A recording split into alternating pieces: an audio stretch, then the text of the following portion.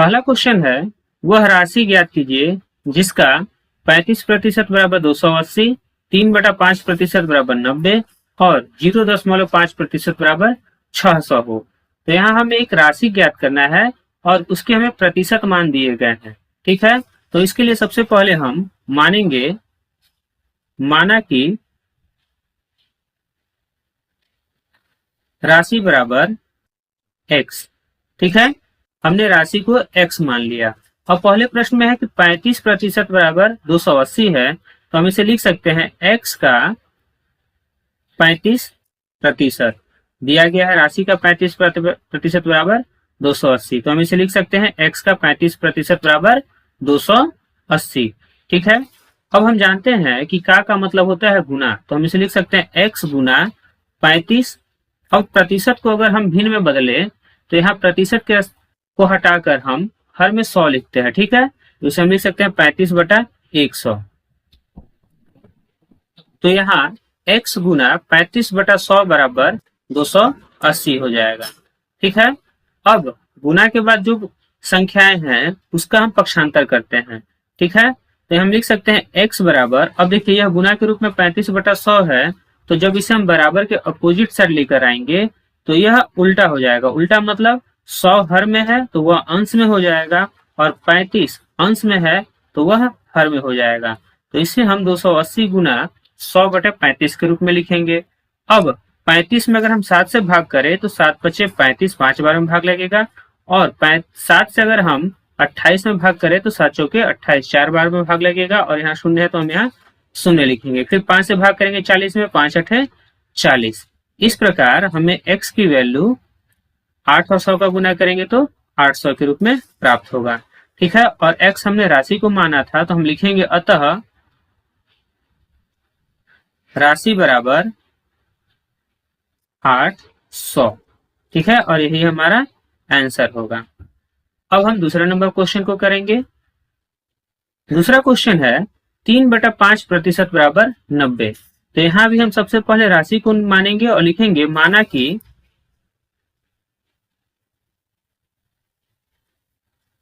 राशि बराबर x। ठीक है, हम यहाँ x, y, z, a, b, c कुछ भी मान सकते हैं, कोई भी अक्षर को हम मान सकते हैं।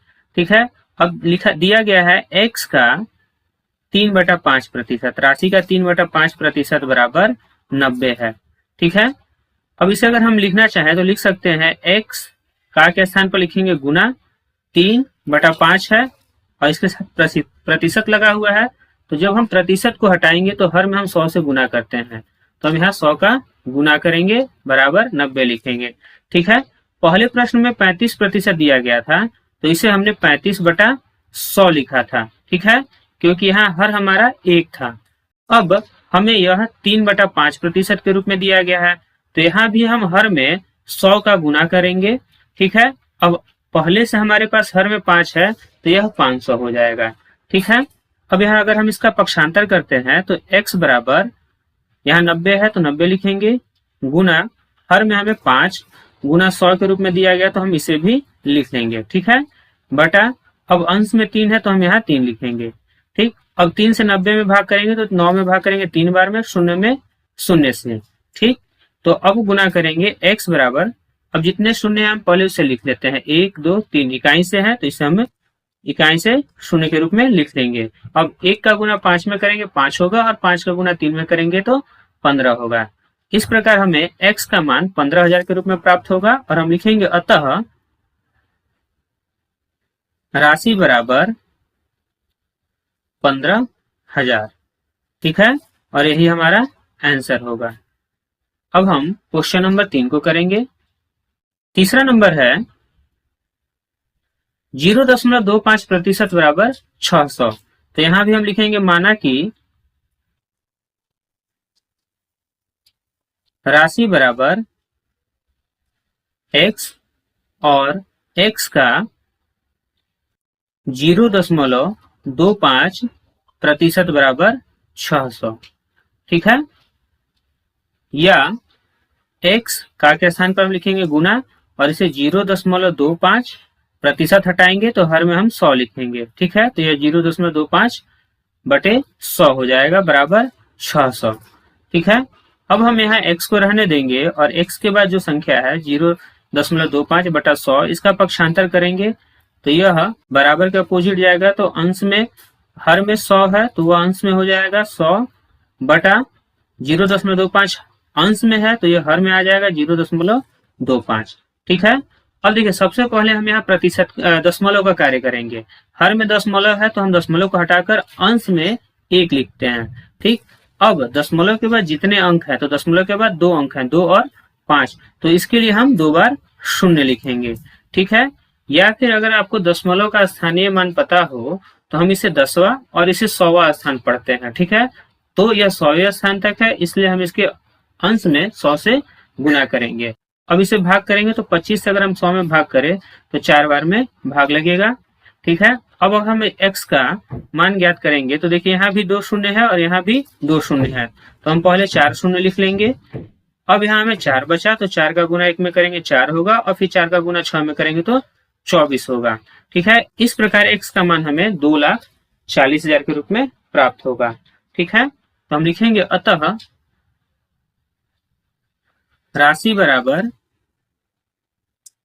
2,40,000 और यही हमारा आंसर होगा।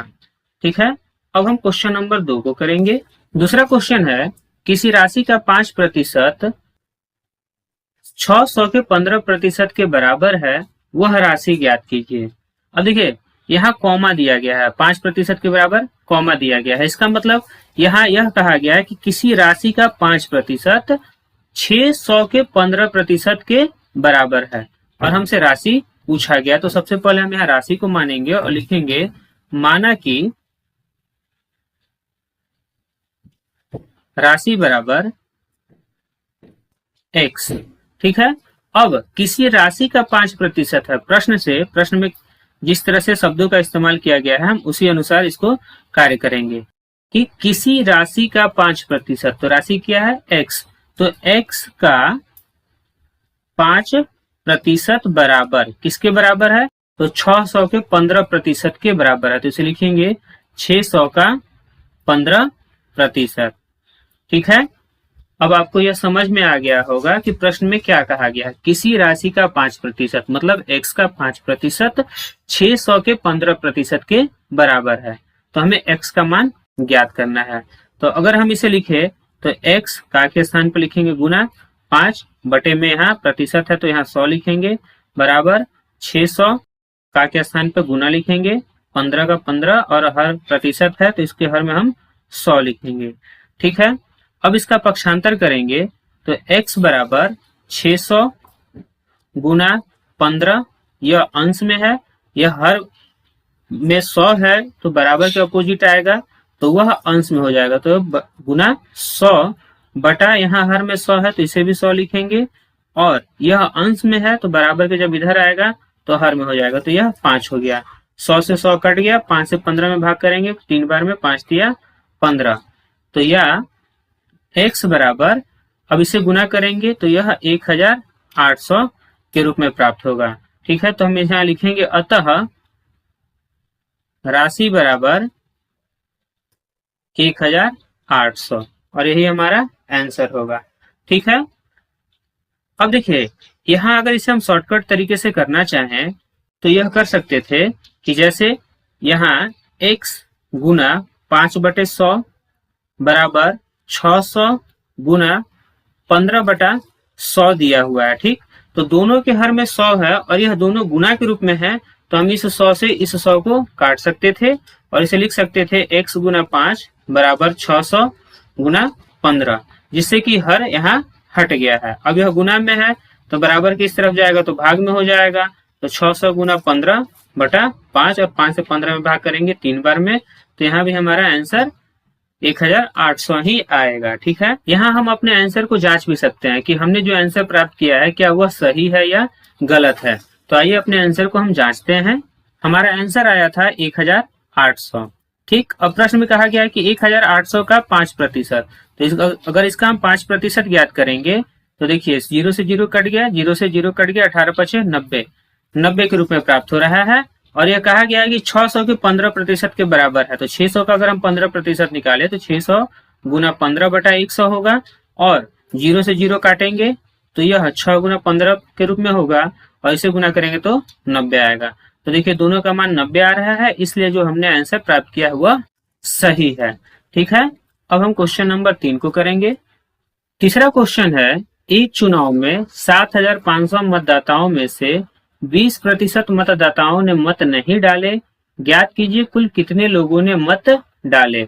अब देखिए एक चुनाव है जिसमें कुल मतदाताओं की संख्या दिया गया है, ठीक है, उसमें से 20% मतदाता मत नहीं डालते हैं। इसका मतलब यह हुआ कि यदि 100% मतदाता है, ठीक, 7,500 का मतलब यह हुआ कि कुल मतदाता 100% है, इसमें से 20% लोगों ने मत नहीं डाला, तो कितने प्रतिशत लोगों ने मत डाला होगा।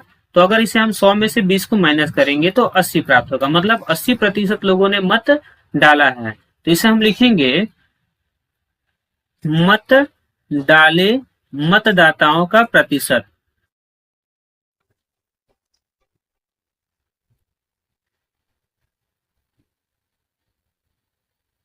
बराबर मत डाले मतदाताओं का प्रतिशत बराबर कुल जो मतदाता होते हैं वह 100% होगा, इसमें से 20 ने मत नहीं डाले, तो मत डाले मतदाताओं का प्रतिशत हमें 80% के रूप में प्राप्त होगा।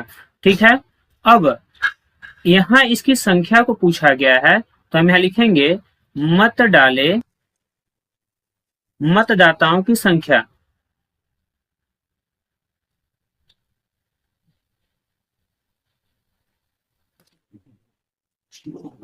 जो कि 7,500 कुल मतदाताओं का कितना प्रतिशत है, 80%। तो इसे लिखेंगे 7,500 का 80%, मतलब इतने लोगों ने मत डाला है। ठीक है, तो इसे हम 7,500 गुना 80, और फिर यहाँ प्रतिशत हटाएंगे तो हर में 100 लिखेंगे, तो 80/100 होगा, 0 से 0 कट जाएगा, यह 0 से 0 कट जाएगा।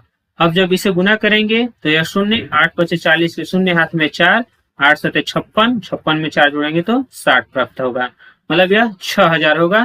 तो हम यहाँ लिखेंगे अतः मत डाले मतदाताओं की संख्या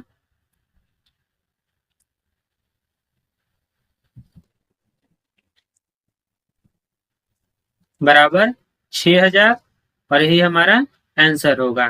ठीक है, इस प्रश्न को हम दूसरे तरीके से भी कर सकते थे, चलिए उसे हम देखते हैं कि दूसरा तरीका क्या हो सकता है।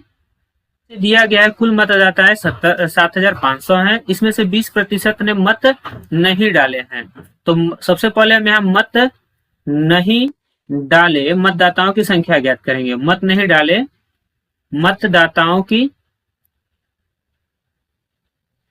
संख्या, तो वह हो जाएगा 7,500 का 20%। ठीक है, इनका जो प्रतिशत है वह 20 है, तो इसे जब हल करेंगे तो यह 7,500 गुना 20/100 होगा। अब हम 0 से 0 को काटेंगे, 0 से 0 काटेंगे, अब इसे गुना करेंगे तो यह 1,500 होगा। अब यह 1,500 जो संख्या प्राप्त हुई है वह मत नहीं डाले मतदाताओं की संख्या है। ठीक है, और हमसे पूछा गया है कितने लोगों ने मत डाले, तो लिखेंगे कुल मत डाले मतदाता बराबर कुल मतदाता है 7,500, और इसमें से 1,500 लोगों ने मत नहीं डाले, तो हम यहाँ इसे माइनस कर लेंगे, तो हमें 6,000 के रूप में प्राप्त होगा। ठीक है, तो पहले तरीके में हमने प्रतिशत को माइनस किया था, 100 में से 20 माइनस किया था, और 80% के आधार पर हमने मतदाताओं की संख्या ज्ञात किया। यहाँ हमने मतदाताओं की संख्या पहले ज्ञात कर 7,500 में से घटा लिया, और हमें कुल मतदाताओं की संख्या प्राप्त हो गई। ठीक है, अब हम क्वेश्चन नंबर 4 को करेंगे। चौथा प्रश्न है, खड़िया में 40% कैल्शियम, 12% कार्बन और 48% ऑक्सीजन है। 1 किलोग्राम खड़िया में प्रत्येक की मात्रा ग्राम में बताइए। ठीक है, अब यहाँ हमें एक खड़िया में 3 तरह के पदार्थ इस्तेमाल किए गए हैं, जो कि कैल्शियम, कार्बन और ऑक्सीजन है। ठीक है, इनके प्रतिशत अलग अलग दिए गए हैं, कैल्शियम 40% है, कार्बन 12% है और ऑक्सीजन 48% है। अब इसकी मात्रा को पूछा गया है, ठीक है, और खड़िए की वजन 1 किलोग्राम है, तो हम यहाँ लिख सकते हैं 1 किलोग्राम बराबर 1000 ग्राम होता है, ठीक है, 1 किलोग्राम में 1000 ग्राम होता है, ठीक है। अब यहाँ कैल्शियम, सबसे पहले कैल्शियम का जो प्रतिशत है वो 40 है, तो लिखेंगे कैल्शियम का मात्रा,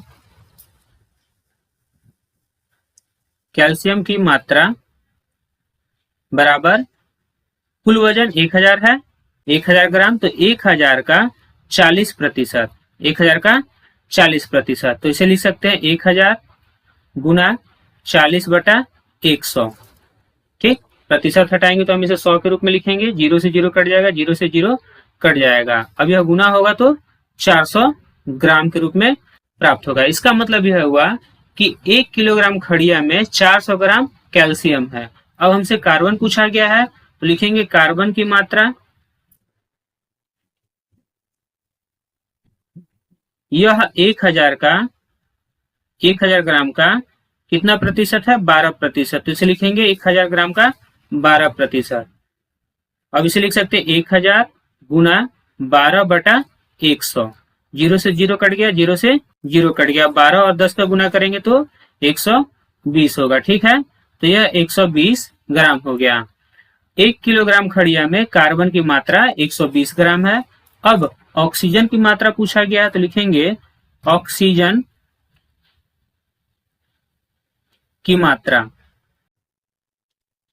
बराबर 1000, जो कि खड़िए का वजन है, का 48%, जो कि ऑक्सीजन का प्रतिशत दिया गया है। अब इस प्रतिशत को अगर हम मात्रा में बदल लेंगे तो यह हो जाएगा 1000 गुना 48/1000, 2 0 से 2 0 कट जाएगा, और 48 में 10 से गुना करेंगे तो यह 480 के ग्राम के रूप में प्राप्त होगा। तो इस प्रकार कैल्शियम, कार्बन और ऑक्सीजन तीनों का मात्रा हमें अलग अलग ज्ञात हो चुका है। अब यदि हम इन तीनों की मात्रा को जोड़ लें तो यह 1000 ग्राम के बराबर आना चाहिए। तो देखिए, अगर हम इसे जोड़ेंगे तो 8 2 10 के 0, हासिल 1, 4 4 8 1 9 1 10, 1000 ग्राम के रूप में आ रहा है, जो कि हमारा कुल वजन है। इसका मतलब हमारा आंसर सही है, ठीक है। अब हम क्वेश्चन नंबर 5 को करेंगे।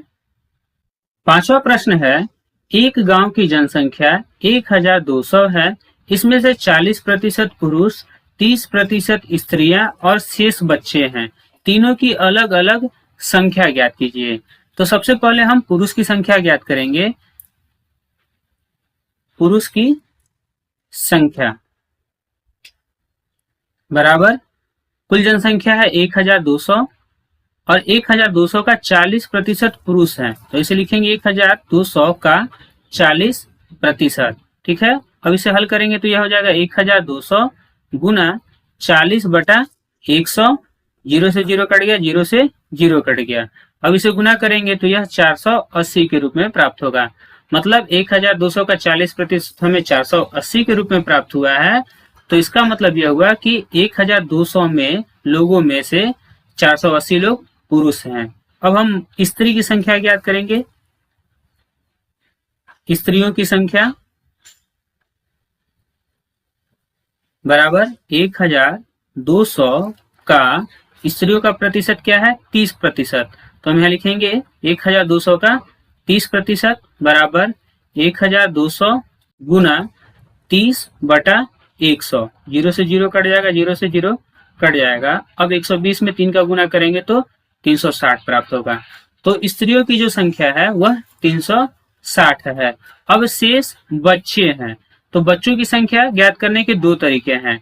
या तो हम इन दोनों को जोड़ लें और 1200 में से घटा लेंगे तो बच्चों की संख्या प्राप्त हो जाएगा, या हम इन दोनों को जोड़ लें और 100 में से घटाकर हम उसका प्रतिशत ज्ञात कर लें। तो लिखेंगे बच्चों की संख्या बराबर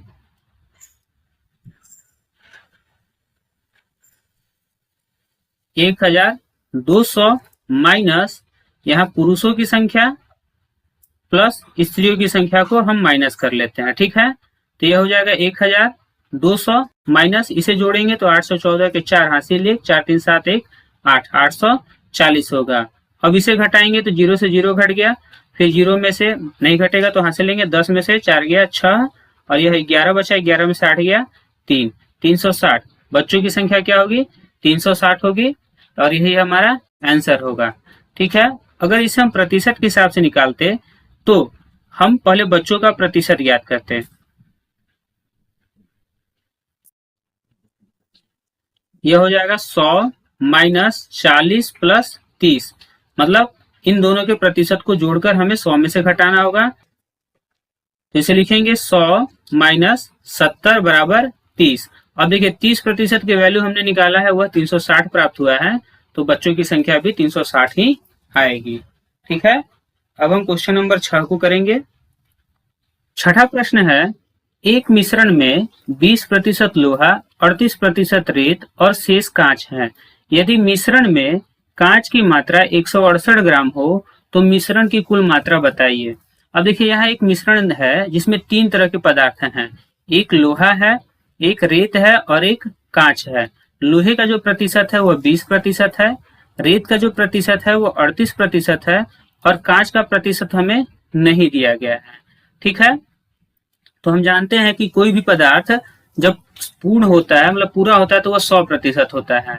तो अगर यहाँ लोहा 20% है, रेत 38% है, तो कांच हमारा क्या होगा? कांच हमारा 42% होगा। ठीक, इन दोनों को अगर हम 100 में से घटाएंगे तो हमें 42 प्राप्त होगा। अब यहाँ कांच की जो मात्रा दिया गया है वह 168 ग्राम दिया गया है। तो सबसे पहले हम यहाँ मिश्रण में कांच का प्रतिशत ज्ञात करेंगे, तो लिखेंगे मिश्रण में कांच का प्रतिशत, यह होगा 100 माइनस, इन दोनों को जोड़ेंगे 20 प्लस 38। ठीक है, यह हो जाएगा 100 माइनस 58 बराबर 42%। ठीक, अब मिश्रण में कांच की जो प्रतिशत है वह 42 है, और कांच की जो मात्रा है वह 168 ग्राम है।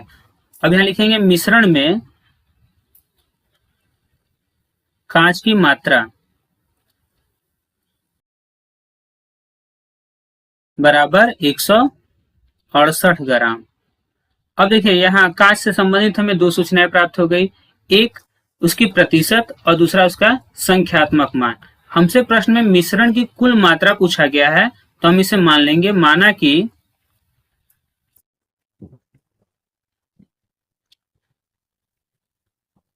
मिश्रण की कुल मात्रा बराबर x ग्राम। ठीक है, मिश्रण की कुल मात्रा को हमने x ग्राम मान लिया। अब x का 42% की मात्रा हमें 168 के रूप में प्राप्त है, तो हम यहाँ लिख सकते हैं, चूंकि x का जो कांच है वो 42% है, तो x का 42% बराबर उसकी वजन जो है वो 168 है, तो हम इसे इस तरह लिखेंगे। अब इसे हल करेंगे तो x का के स्थान पर गुना 42/100 बराबर 168। ठीक है, अब यहाँ 42/100 को बराबर के अपोजिट लेकर जाएंगे, तो यह हो जाएगा 168 गुना 100/42। अब देखिए 42 से अगर हम इसमें भाग करेंगे 168 में, तो 4 बार में भाग लगेगा, और x की वैल्यू हमें 400 के रूप में प्राप्त होगी। अब x हमने मिश्रण की कुल मात्रा माना था, तो हम लिखेंगे अतः मिश्रण की कुल मात्रा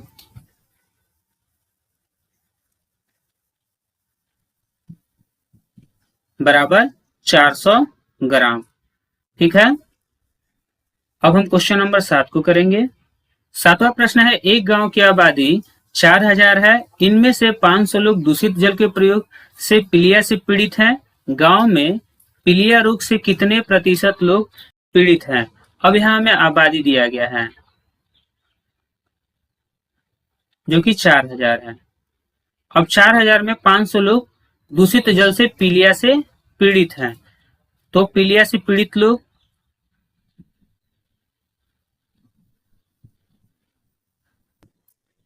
बराबर 500। अब इसका प्रतिशत पूछा गया है, पीलिया रोग से कितने प्रतिशत लोग पीड़ित हैं, तो हम यहाँ लिखेंगे पीलिया से पीड़ित लोगों का प्रतिशत बराबर।